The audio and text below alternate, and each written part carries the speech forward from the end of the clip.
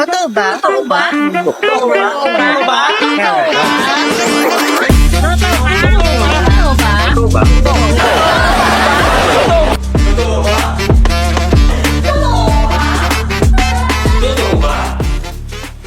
Alam mo ba na ang bayan ng Esperanza ang tinaguriang halo-halo capital ng Pilipinas? Paano ba nag-umpisa ang halo-halo sa ating bayan? Matapos ang labanan noong 1972, naging tanyag na kabuhayan ang halo-halo sa ating bayan. Nagsimula ito sa lugar ng kasalukuyang Municipal Gymnasium, na nalipat naman sa lumang terminal at pansamantalang inilagay ang mga tindahan sa jeep terminal habang ginagawa ang bago at matibay na gusali para sa mga nagtitinda ng halo-halo, na ngayon ay may komportabling lugar na sa Building B ng ating Municipal Public Market.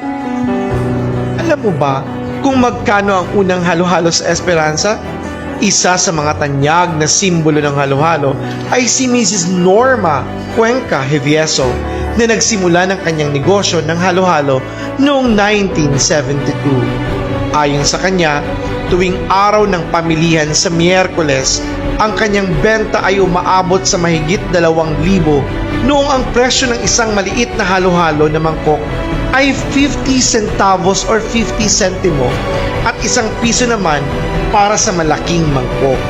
Yan ang ating toturismo sa araw na ito.